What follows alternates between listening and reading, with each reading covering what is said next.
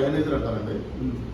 ఇది ఎలా అంటే హిరోషిమా నాగసాకి బాంబు పడిన తర్వాత వాటర్ వాళ్ళకి పొల్యూట్ అయిపోయింది. జపాన్ పొల్యూట్ అయిపోతే వాళ్ళు కొంతమంది సైంటిస్టులు పూర్వం వెళ్ళి అక్కడ సాలిడ్స్ని అలాగే వాటర్ని ట్రీస్ రావట్లేదంటే దాంట్లో ఏమైంది అంటే ఈ కంటామినెంట్స్ అన్ని తీయడానికి దాని లోపల యాక్చువల్గా ఎక్కువ శాతం ఈ బాంబుకు సంబంధించినవన్నీ వచ్చేసింది సార్. రేడియేషన్ హైలో ఉంది, అలా వాటర్ కూడా పొల్యూట్ అయిపోయింది. సో వాళ్ళు ఏం చేశారంటే వాటర్ మాలిక్యూల్ని ఐన్స్టైన్ సూత్రం E=mc² అనే సూత్రాన్ని యూజ్ చేసి ఎలక్ట్రాలిసిస్ అనే సిస్టమ్ ద్వారా H2O మాలిక్యూల్స్ని డివైడ్ చేస్తే కంటామినెంట్స్ అన్ని సైడ్కి వెళ్ళిపోతాయి, ఒక దాంట్లో ఉంటాయని ప్రయోగం చేశారు సార్.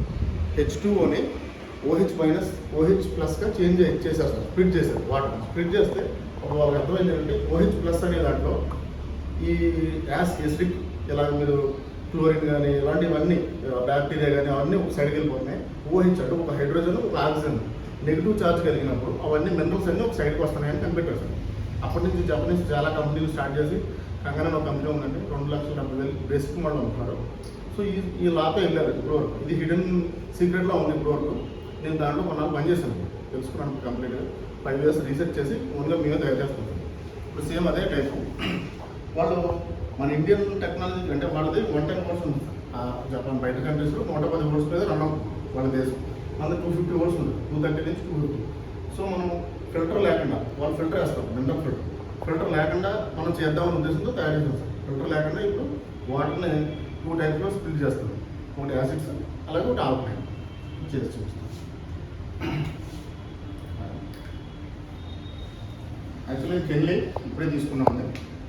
దీంట్లో యాసిడ్స్ ఎక్కువ ఉంటాయి, ఆల్కలైన్ ఉండదు. ఎందుకంటే వీళ్ళు ఆర్ఓ చేసినప్పుడు మినరల్స్ అన్ని డ్రైన్ అయిపోతాయి, ఎక్కువ కాలం నిల్వ ఉండడం కోసం అలా చేస్తాం. సో తక్కువ మినరల్ ఉంటుంది దీంట్లో, ఆ మినరల్ సపరేట్ చేస్తాం.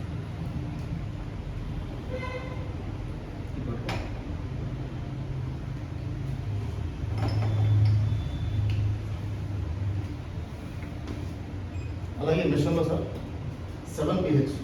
7pH అంటే యాక్చువల్ ట్యాబ్లెట్లు యూజ్ చేసుకోవాలనుకోండి, కొంచెం వెనక్కి ఉండాలి. ట్యాబ్లెట్స్ వీడియో ద్వారా చూద్దాం ఉంటారా.